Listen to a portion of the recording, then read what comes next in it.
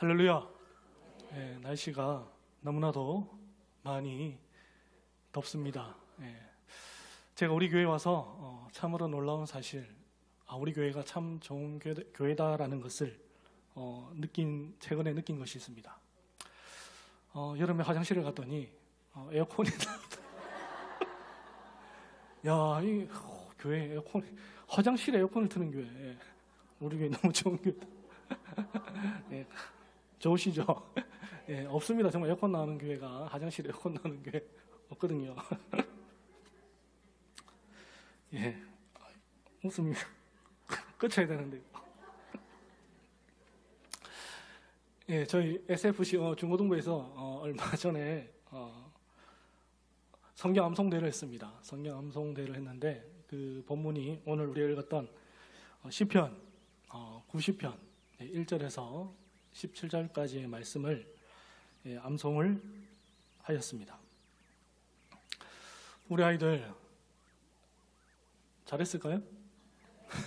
너무나도 잘했습니다. 너무나도 귀하게 안 하면 어떡하지라고 걱정을 했는데 우리 아이들 너무나도 암송을 열심히 해서 제가 깜짝 놀랐고 너무나도 참 귀하다라는 생각이 들었습니다. 오늘 설교 후에 우리 선생님과 우리 입상하였던 대표로 담비와 또 우리 동이가 나와서 암송을 하는 시간을 갖도록 하겠습니다.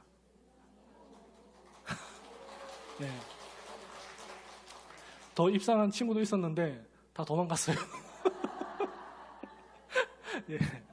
그래도 사랑으로 봐주시고 축복해 주시고 기도해 주시면 감사하겠습니다.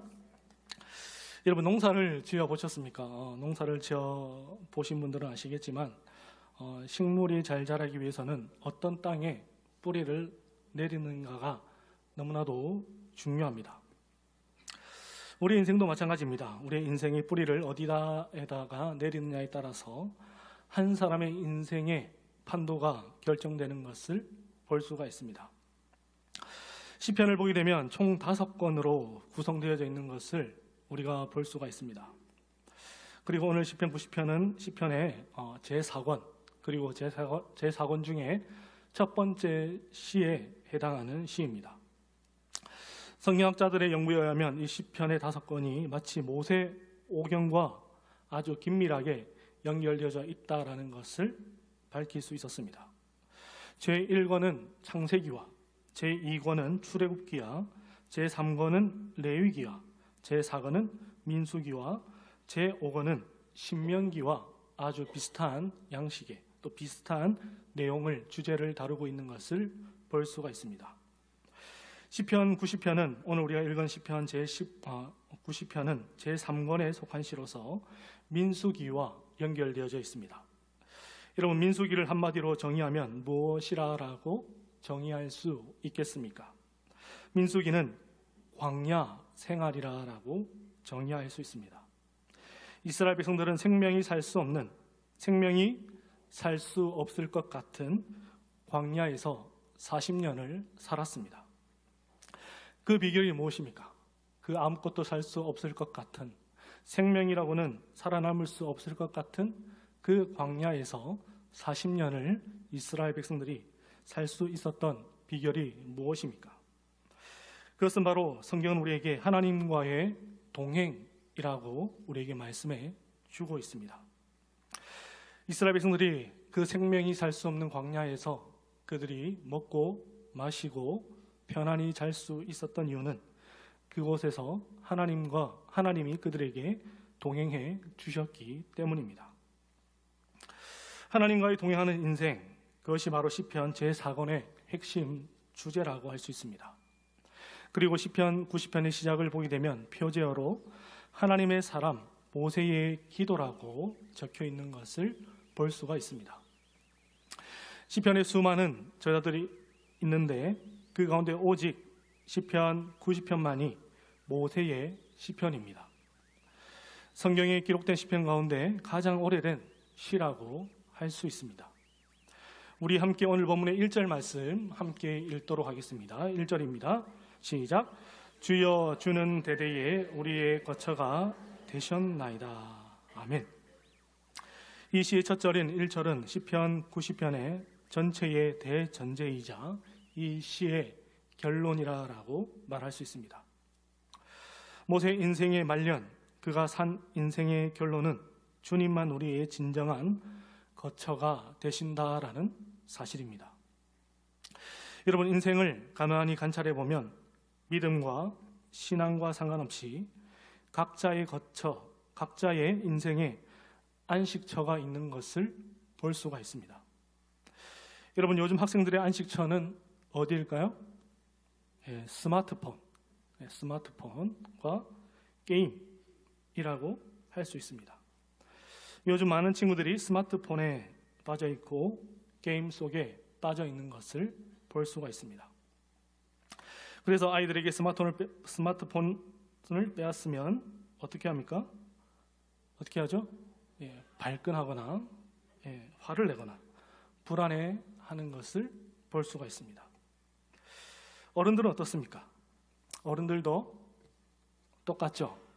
어른들도 각자의 안식처가 하나씩 다 있는 것을 볼 수가 있습니다. 어떤 분은 드라마.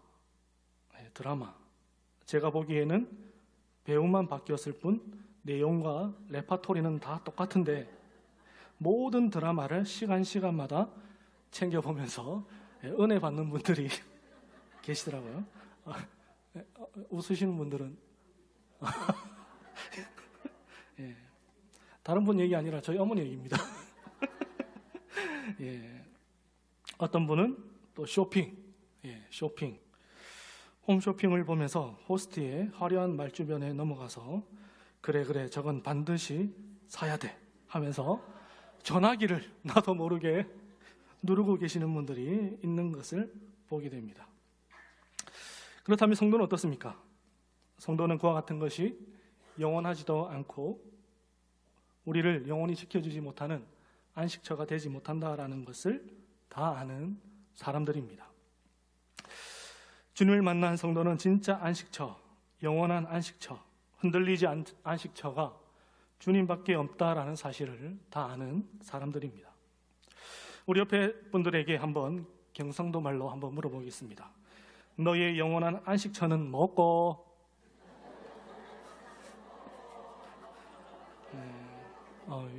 요즘 TV에도 경상도 사투리 쓰는 연예인들이 잘 나가는 것을 보고 있습니다. 그러면 먹고 그러면 무엇이라고 답을 하시겠습니까? 우리 신명기 33장 27절 말씀 함께 읽겠습니다. 시작. 그의 영원하신 발이 내 아래에 있도다. 아멘. 이 말씀은 모세가 그의 생을 마감하기 전에 이스라엘 백성들에게 권면해 준 말씀입니다.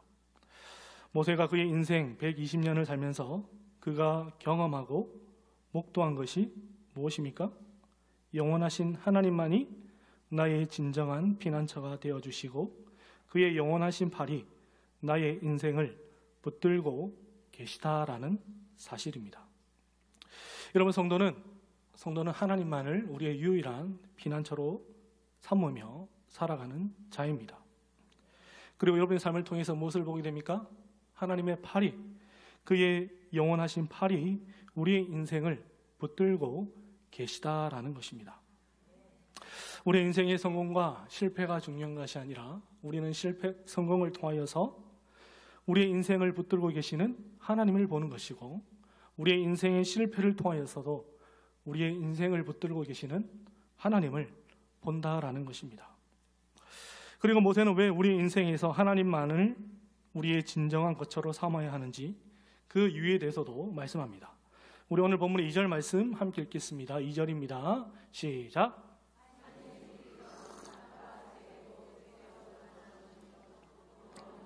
영원까지 주는 하나님이시니이다. 아멘. 여러분, 인생에서 가장 불쌍한 인생이 어떤 인생입니까? 저는 어릴 적에 돈이 없는 사람이 가장 불쌍한 인생인 줄 알았습니다.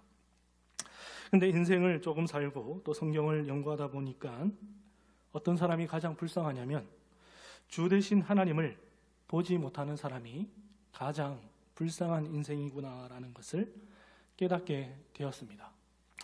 세상 사람들은 많은 것을 가지고 많은 것을 이루었을 때에 그 사람이 참 복되다라고 이야기하는데, 그곳에 하나님을 보지 못한다면 그것이 아무런 의미가 없다라고 성경은 말씀합니다. 여러분, 그렇다면 어떤 사람이 복된 사람이겠습니까? 영원부터 영원까지 주 되시는, 만물의 주가 되시는 그 하나님을 목도할 수 있는 사람, 그분을 볼 수 있는 사람이 가장 복된 사람입니다. 여러분, 요셉이 그의 인생에서 계속 시련이 찾아오죠. 형들이 그를 죽이려 하였고 그를 노예로 팔았고, 또 노예 생활 가운데 억울한 노명을 쓰고 왕의 감옥에 갇히는 신세가 되기도 하였습니다. 그런데 그가 중요한 것은 그는 넘어지지 않았다라는 것이죠. 그의 인생은 계속해서 앞을 향해서 나아갔다라는 것을 알 수가 있습니다. 세상의 관점에서 보았을 때 그의 인생이 넘어지고 계속해서 뒤로 거꾸로 가는 것 같지만 그의 인생은 늘 언제나 앞을 향하고 있었다라는 것입니다. 왜 그렇습니까? 요셉은 영원부터 영원까지 주가 되시는 하나님을 그의 거처로 삼으며 그의 인생을 살아갔기 때문입니다. 그래서 그의 입술에 늘 언제나 어떤 고백이 나오는 것을 볼 수가 있습니까? 나의 인생의 주 되신 하나님을 늘 언제나 그의 입술을 통해서 고백하는 것을 볼 수가 있습니다. 보디발의 아내가 미혹하였을 때에 요셉이 무엇이라 말합니까? 그런즉 내가 어찌 이 큰 악을 행하여 하나님께 죄를 지으리까? 감옥에서 왕의 신하들의 꿈을 해석할 때나 훗날 애굽 왕 바로 앞에 서서 꿈을 해석할 때도 마찬가지입니다. 해석은 하나님께 있지 아니하니까 청하건대 내게 이루소서. 내가 아니라 하나님께서 바로에게 평안한 대답을 하시리이다. 요셉은 늘 언제나 그의 인생의 주관자, 그의 인생의 거처가 하나님이셨다라는 것을 알 수가 있습니다. 요셉에게 중요한 것은 총리가 되는 것도 아니요, 그의 인생이 감옥에 있는 것도 아니었습니다. 그의 시선이 늘 언제나 하나님을 향하며 그의 인생의 거처를 하나님께 뿌리를 내리고 있었기 때문에 그의 인생을 통하여서 그는 하나님의 영광을 보며 그의 인생을 붙들고 계시는 그 하나님의 강한 팔을 보았다라는 것을 우리가 잘 알고 있습니다. 그렇다면 죄된 우리가 영원부터 영원까지 주 되시는 하나님을 어떻게 볼 수 있을까요? 우리 오늘 본문의 12절 말씀 함께 읽겠습니다. 시작.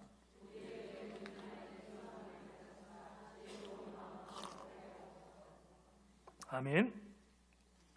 여러분, 왜 인생이 계속해서 어리석은 결정을 하겠습니까?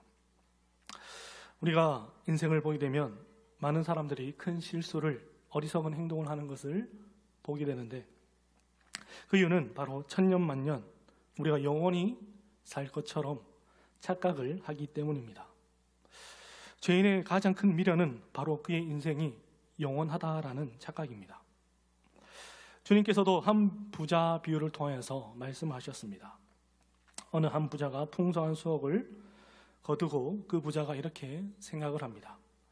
지금 있는 곳간을 헐고 크게 곳간을 지어서 그 곳간에 수확물을 넣어두고 평안히 먹고 마시고 즐기자라고 생각을 합니다. 그런데 주님이 무엇이라 말씀합니까? 하나님이 이르시되 어리석은 자여, 오늘 밤에 내 영혼을 도로 찾으리니 그러면 내 준비한 것이 누구의 것이 되겠느냐? 하나님이 거두어 가시면 끝나는 것이 우리의 인생입니다. 그래서 전도자도 우리의 인생이 헛되고 헛되며 헛되고 헛된 것이, 모든 것이 헛되다라고 말씀합니다. 여기서 헛되다라는 것은 허무주의를 말하는 것이 아니라 아침 안개와 같다는 것으로 우리의 인생에, 이 땅의 모든 것이 한순간 찰나와 같다라는 것입니다. 영원부터 영원까지 주가 되시는 하나님 앞에서 찰나와 같은 인생을 산다는 것은 아는 사람은 그의 인생을 어떻게 살아야 하겠습니까? 성경은 우리를 향해서 겸손함과 여호와를 경외함으로 살아가야 한다라고 말씀합니다. 그래서 잠언 기자가 이렇게 말씀합니다. 우리 잠언 22장 4절 말씀 함께 읽겠습니다. 시작. 경외함의 보상은 재물과 영광과 생명이니라. 아멘. 하나님을 경외함으로 또 겸손함으로 사는 자에게는 재물과 영광과 생명이 주어진다라고 말씀합니다. 세상이 가지는 헛된 재물과 헛된 영광과 가짜 생명이 아니라 겸손함으로 여호와를 경외함으로 사는 자에게는 정말 그에게 복이 되는 재물과 영광과 그에게 영원한 생명이 주어진다라고 성경이 말씀합니다. 오늘 시편 기자는 이 말씀을 풀어서 이렇게 말씀합니다. 14절 말씀. 아침에 주의 인자하심이 우리를 만족하게 하사 우리를 일생